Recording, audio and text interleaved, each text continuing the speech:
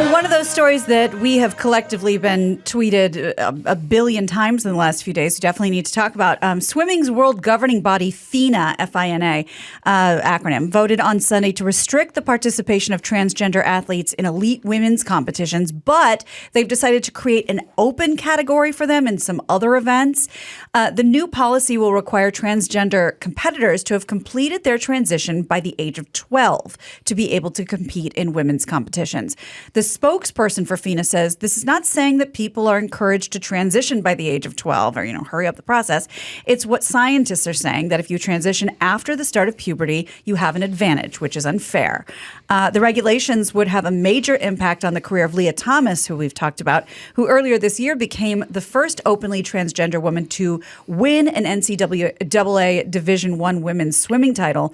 Leah very upset about this policy. She said it's deeply upsetting. It's discriminatory and will only serve to harm all women. Cry me an Olympic-sized pool.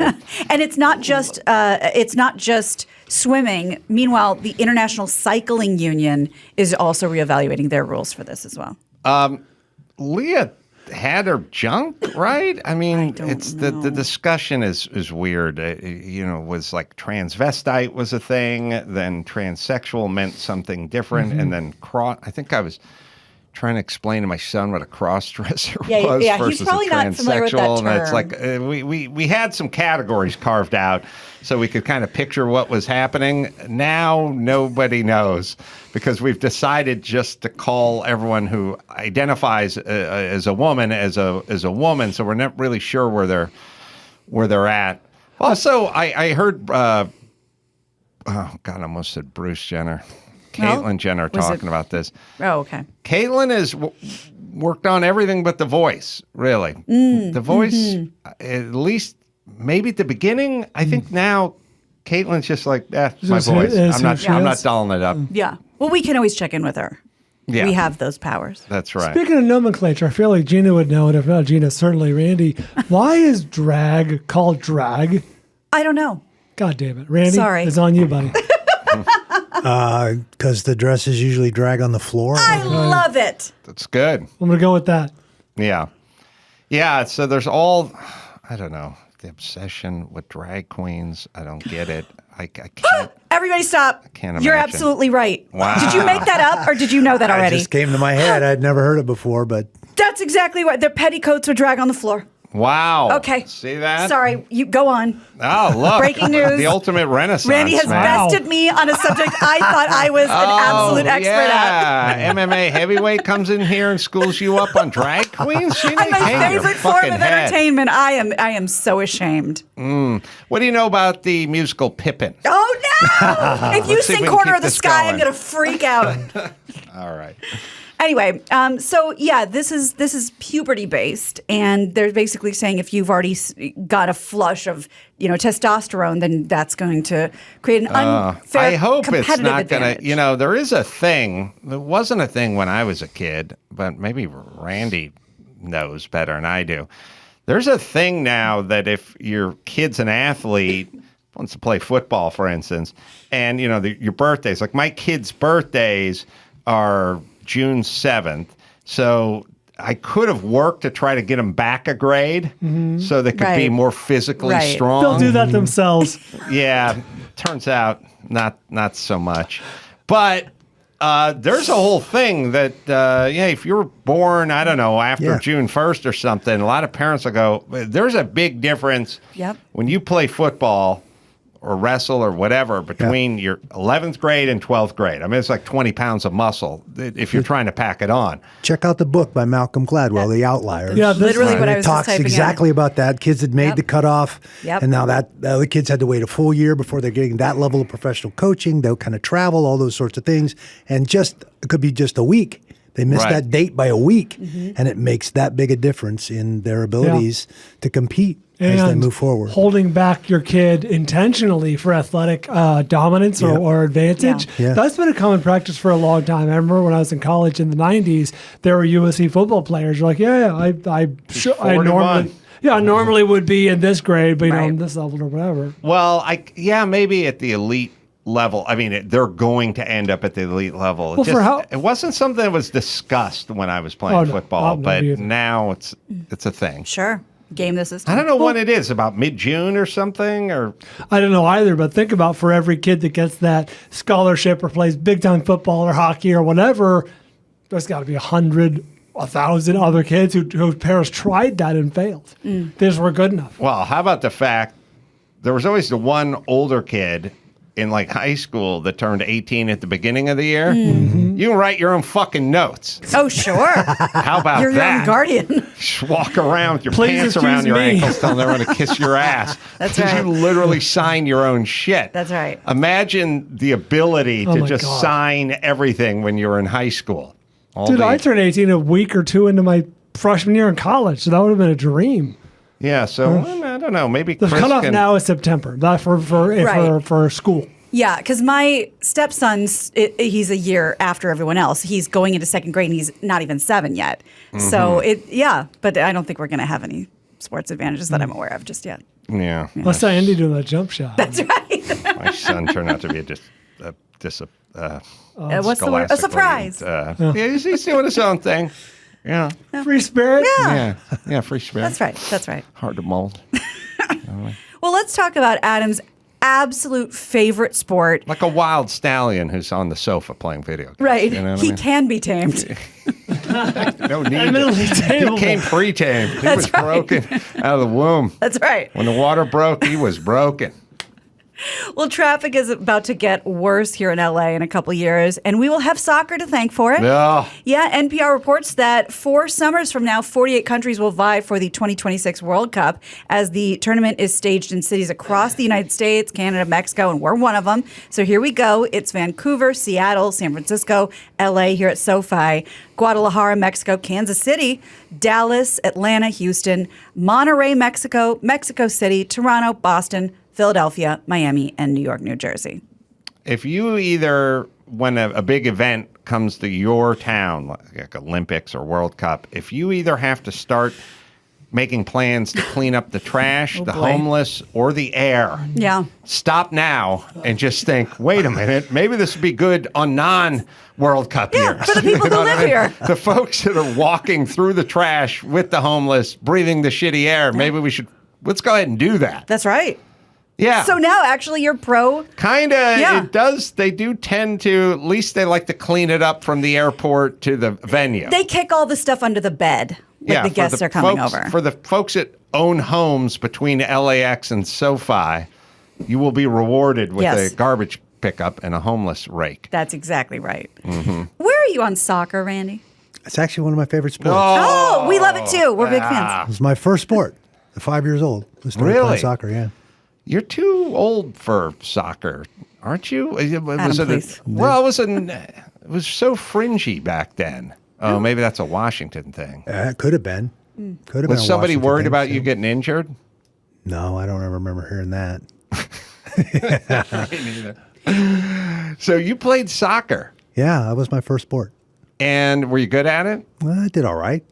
When did you transition, or did you? I never did, really. I played every year, all through high school. Oh, wow. Played on a team in the Army a little bit on my free time. Actually, we had an indoor team with my MMA team in Vegas. We played an indoor soccer league in Vegas quite a few years back now. But we didn't have, I don't even know if my high school had a soccer team. I don't know if ours did either. But in Kansas City, the Comets were huge. Yeah. I mean, you were a huge celebrity if you were on the Comets indoor soccer. So I think that was like a big 80s thing, at least for us. Would you do it when you did it in high school? Were people in the stands? Did it draw? It wasn't terribly popular, no. Good. Family, maybe some friends, but certainly not crowds. I cannot watch soccer. But let me just explain. I come from a group of European-loving pseudo-intellectuals that never want to talk about, like, in Europe, this is what they eat dinner topless and drink red wine when they're their teens and stuff. And somehow they love Europe, but they don't go there. They just worship it from afar. And when soccer came around, they were like, "That you got to play soccer," because I played football. And I was like, I'm not given up these pads. It was too fun. We just want you to play football. The helmets and everything. And they were like, in Europe. So I rejected soccer. I'm like, sure. I'm not going to get involved with that and get away from me, crazy European-loving communists. Get out of my face. So it was foisted on me, and I rejected it early. But maybe if I came about it in a more organic way, I could have appreciated it. Probably not. I think at least at the highest level of soccer, they need a little infusion of MMA. They got to stop taking falls and hamming it up, rolling around on the ground. You know, you ever just play the game. If somebody knocks you down, they better well hit you to knock you down. For crying out loud! You ever try to nurse a cup shot?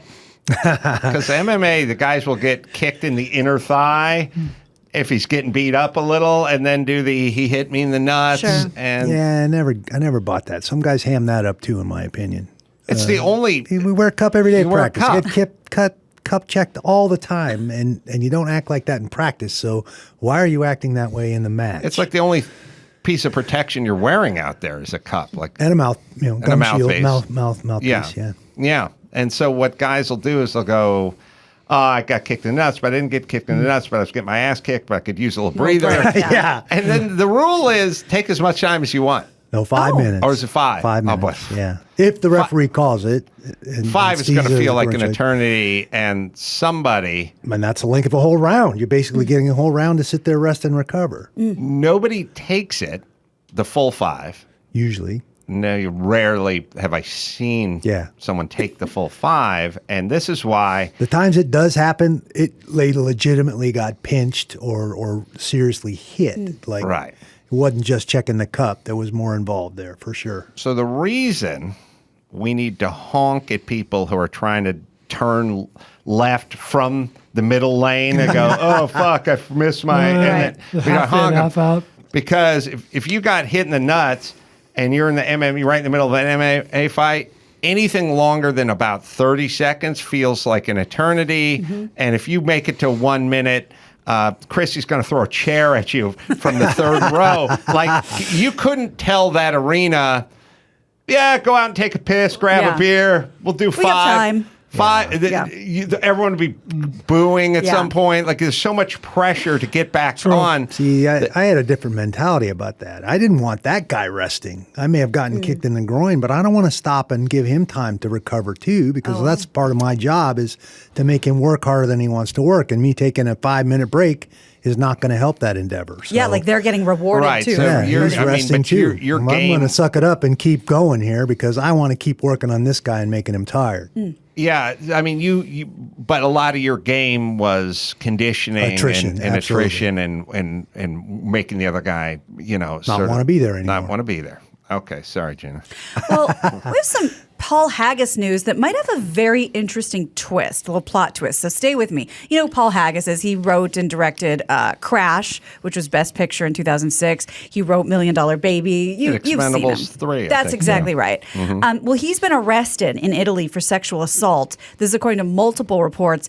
TMZ reports that the local media says the Oscar-winning filmmaker was busted Sunday. Well, what do you got to do to get arrested for sexual assault in Italy? I mean, that's a calorie burner. That's exactly right. And I'm going to tell you what he may have done. San Francisco maybe, but Italy, you got to work. That's right. Bar's high. So that he was accused of forcing an unidentified, not Italian woman, like somebody visiting, to have sex with him over the course of 2 days. He's in town for a new film festival happening this weekend. It's called Iora Fest. So the woman was then taken to the airport by Haggis after he allegedly assaulted her, left her in this state of confusion, per law enforcement. The alleged victim is said to have been attended to by the airport staff. They took her to the hospital. She eventually pressed charges against Haggis. He's been accused of sexual misconduct by several other women over the past few years. He's denied all of them. Here's the plot twist, possible plot twist.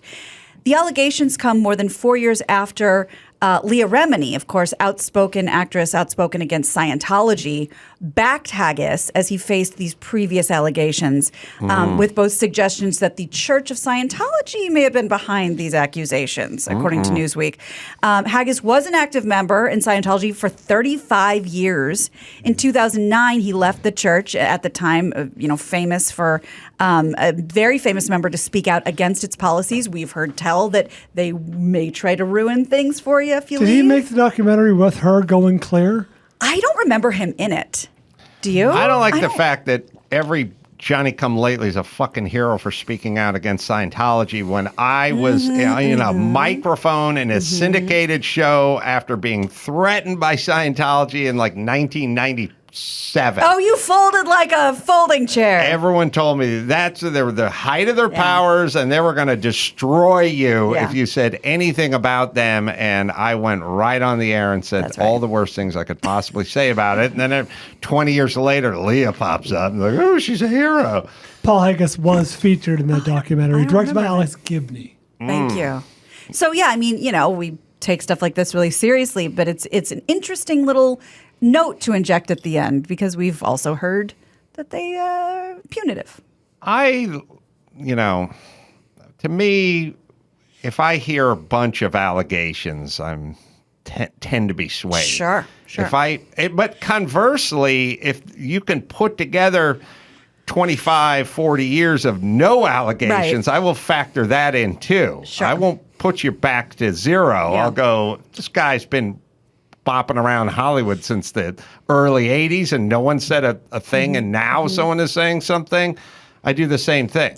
Then again, how long was Bill Cosby bopping around Hollywood before someone said something? Well, the thing about Bill, at least from guys I knew who like represented him and whatever, that stuff was all known and unspoken. Got it. So people in the industry knew it. They just didn't say anything. They didn't want to get involved. Yeah, I mean, Weinstein had to be the same. Like, everyone had to know what that guy was up to. Yeah, people covering for him and warning people. And It was sort of a version of being gay. Like, oh, we know that guy's gay, but, in the 50s or something, we're not going to say anything. Right. It's his business, or whatever it is. It's like, we wouldn't out you that way, good or bad. Right. It was just like, that's their business. I'm not going to be the one. And also, like Scientology, having your career ruined versus being hailed as a hero, it's a little bit different motivation. Mm-hmm. I mean, if you really think your fucking career is going to be destroyed, if you point at Harvey Weinstein in 2001 or something, people tend to follow the money a little bit too. Yeah. So I'll stick with that story. We'll see what happens. Something from a few days ago we hadn't gotten into, but so worth talking about. SpaceX has fired at least 5 employees after it found they had drafted and circulated a letter criticizing Elon Musk and urging executives to make the firm's culture more inclusive. This is according to Reuters. The newspaper said CEO Glenn Shotwell's email explained that employees involved with circulating the letter had been fired for making staff feel uncomfortable, intimidated, bullied, angry, pressured to sign something against their views. The SpaceX letter called Musk a distraction and embarrassment to the company he founded. In a list of 3 demands, it said SpaceX must swiftly and explicitly separate itself from Elon's personal brand, hold all leadership equally accountable to make SpaceX a great place to work for everyone, and define and uniformly respond to all forms of unacceptable behavior. All forms of unacceptable behavior. Whatever they may be. Deemed by this dickweed. Because I'll tell you what's hate speech. Yes, like exactly. that's the new world order. That's like, right. hey, I'll tell you what's disinformation about COVID. Leave it up to me. Fucking retards. Well, they're gone now.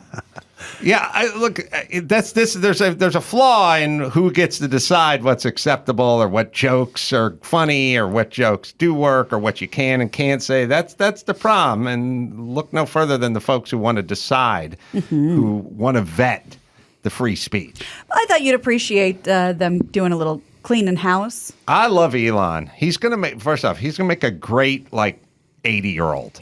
Because he's going to keep going and keep going and keep going, and he's going to be an insane old person, which is going to be fine. Fun for everybody. I've been to SpaceX. It's a pretty good place to work. The food was good, nice and clean. The whole thing about when they're building all that shit, it is like an operating room, and not a lot of wrappers on the floor, things like that. People not missing the urinal like they do in other shops. I bet their mugs are so rinsed. Everything done right. Well done. And so it's his place. It's his shop. How do we get they want his name. They want him removed from the brand of SpaceX. How are we going to do that? I have no idea, considering he founded it. It's currently still his company. Yeah. All right. Well, it's basically more about ousting him. I love that he's leaning into all this hatred. That's the only way to deal with it. I've said for 1 million times, you can't apologize. You can't take a step back. You just have to lean into it. That's what he's doing. And about Twitter, which he's in the process of buying, though he's in charge, right? Of Twitter. Well, but that's the thing. He kept making the threats like, "Fuck you guys! I don't want anything to do with this." I don't know where we're at with him and Twitter. I thought it was still being negotiated. Well, he said, look, you guys gave me numbers on how many people you have using it. I think a lot of those are bots. Yeah. So until you open up the books and we take a look, I'm not going to pay for something that doesn't exist. Right. And but now who knows? And he says he wants to allow outrageous things on Twitter as long as they're not illegal. And, that has the room split. Well, we have, I don't know. Maybe we'll play it in the next show.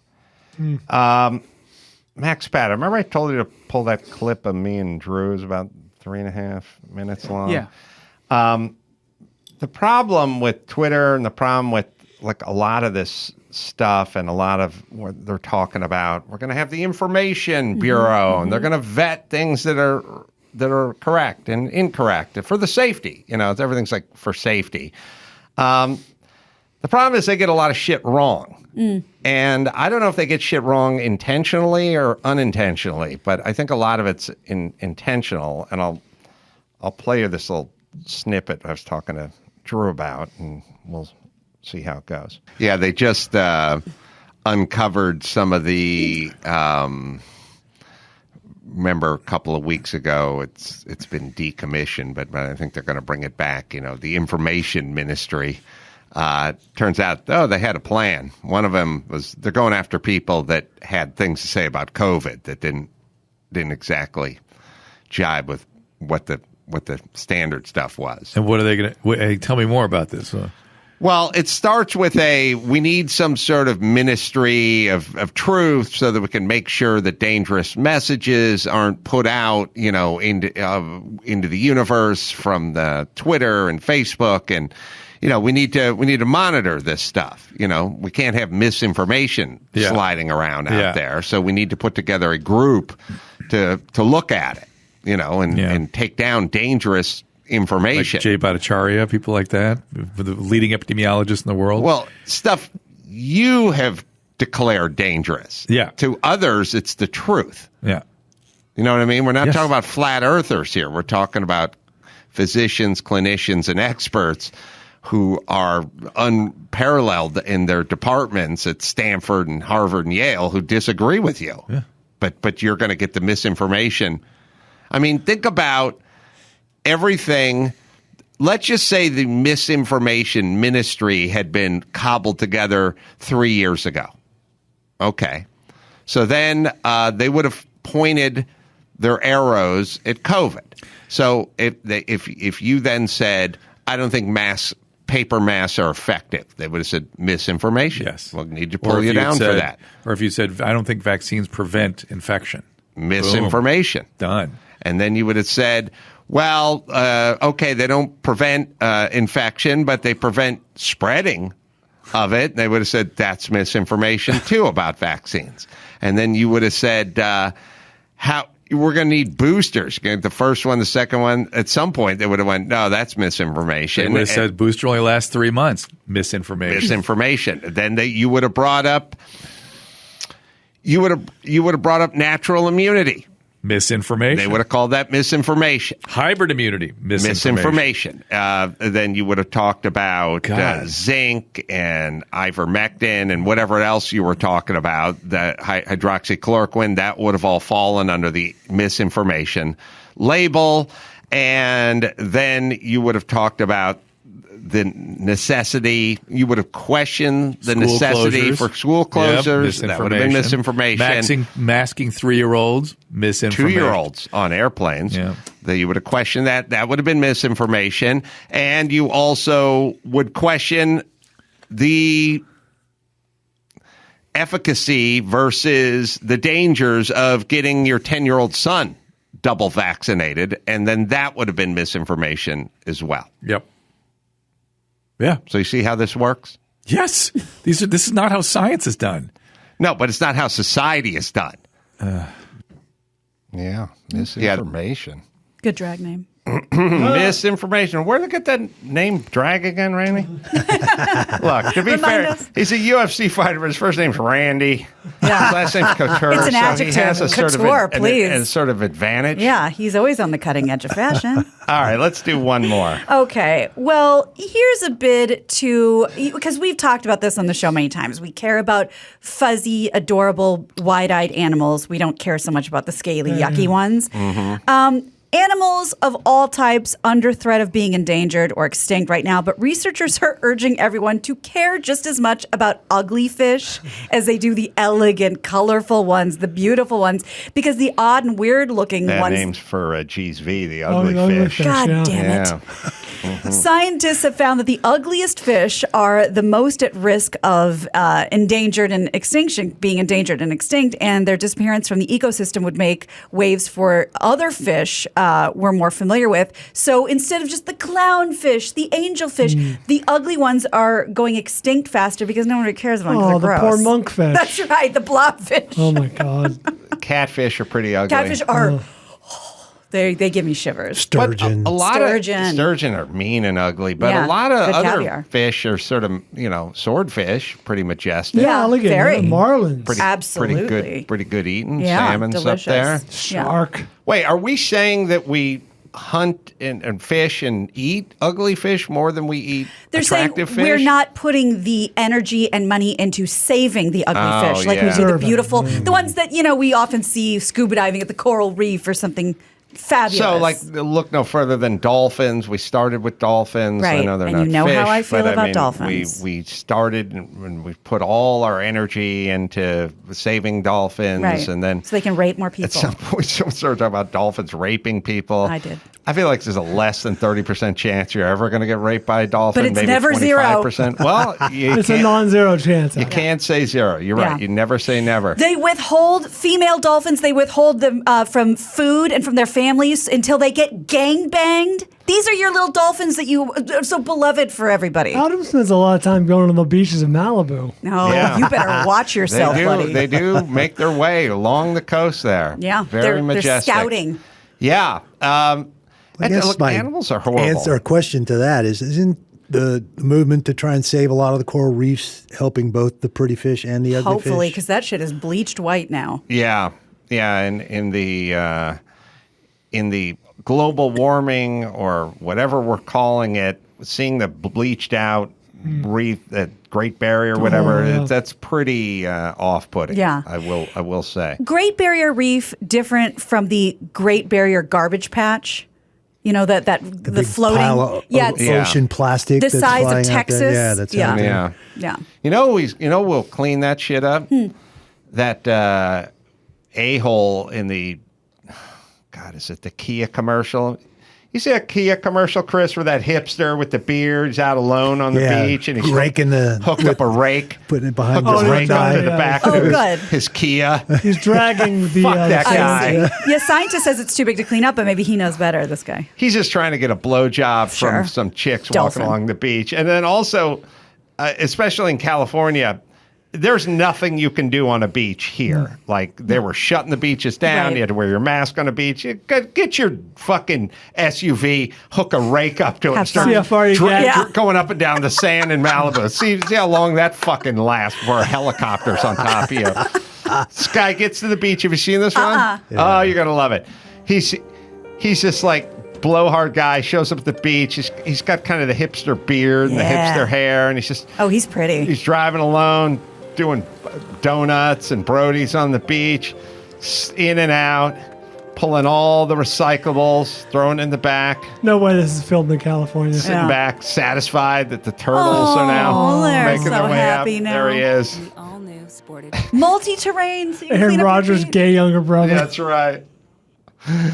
That's what he does. Wow. Yeah, I don't think that they'd cotton to that here. No, but we need that dude to drive the Kia out into the ocean. That'd be and great. Clean that shit Yeah, if up. that's an option, that'd James be amazing. Bond submarine aqua car. You know Yeah. that Vinny Tortorich, our buddy, who's kind of our in-house nutritionist, you could say, he's a kayaker now, and he's told me before he'll bring an empty bag, and while he's kayaking, he'll pick up the that's trash. nice. That's good on him. I That's wouldn't good. mind that. Yeah. All right, let's bring it home, Gina Grad. You got it. I'm Gina Grad, and that's the news. Gina Grad. That was the news with Gina Grad. Is it wrong that every commercial that is initially created to tug at the heartstrings of America pisses me off? Yes. That I literally go, fuck this guy. Oh, fuck Kia. Come on, give me a fucking Not break. as wrong as it would have been 10, 20 years ago, but that's is still something you should look in on.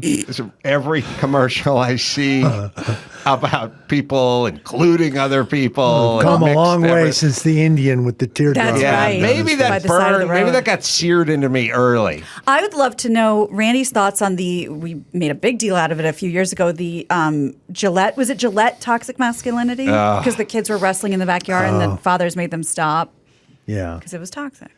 Yeah, I'm not your thing? Not an advocate for toxic masculinity. I I see. think we need masculinity in this world. It's important. Of course, we end up with this homo on the beach. This is where we're heading. You want this? You want to get your kid to get run over by a guy in a Kia because he's cleaning up a water bottle? Hooked with his claws. That's right, dragged behind. And well, the other thing, too, is the thing about a lot of these commercials, like the Gillette toxic masculinity, they go, toxic masculinity. And they'll do like it's the guys on the construction site and the cat calls. And they'll do like 2 or 3 examples where you go, I don't agree with that. And then they'll show 2 7-year-old boys just kind of Playing. roughhousing in a backyard at a barbecue, just trying to just sort of wrestle a little bit. And they're like, toxic. It's like, listen, douche. These guys are doing what fucking 7-year-old boys need to do. And also, they're on a patch of lawn. The dad's over the barbecue. There's a couple of 7-year-olds kind of doing what Randy did growing up, just sort of tussling a little bit. It's not all the same. It's not all the same. Yeah, I never understood that because, I'll see my little 6-year-old guy like getting a little crazy and getting a little rough. And that's not my cue to say, stop it. That's my cue to say, he has extra energy. Let's go burn this. Let's go wrestle. Let's go to the park. Yeah, we had to take it outside. Yeah, that's And they were right. outside. They were just sort of scrapping a little bit. Yeah. Some guy busted a beer bottle on the counter and went, do you want some? Like, they're just fucking kids being 6-year-olds. Yeah. All right, did we bring it We home? did. We did. All right, let's see. I'm going to be in Denver at TOSCon this Thursday, the 23rd. I'll be doing some speaking there, so you can go to objectivestandard.org and get a ticket and say hi. And then doing stand-up and live pods. Comedy Works South, Friday, Saturday, 24th, 25th. So come say hi. Still have a few tickets left for that. Randy's got himself a movie. It's called Blowback, and it's in select theaters and on VOD, and it is now, right? What are we? Yeah. Came out Friday. So check that out and shoot him a tweet at Randy_Couture. Always good to see you, Randy. Thanks. Great to see you, too. So, until next time, Adam Carolla for Randy Couture and Gina Grad and Paul Bryan, say it. Mahala. No, I was in Echo Parque. Oh, boy. So I had to have Hold on a it. second, Gina. Talk down. Is there a difference between Koreatown and East Hollywood? Oh my God. One's Mexican, one's Korean. Yeah. But that was the thing. Like Is there a difference between having someone throw shit at you or diarrhea? Is the way I would look at that. The answer is some. But I don't know. I don't know what I would. Technically, but effectively the same. Yes.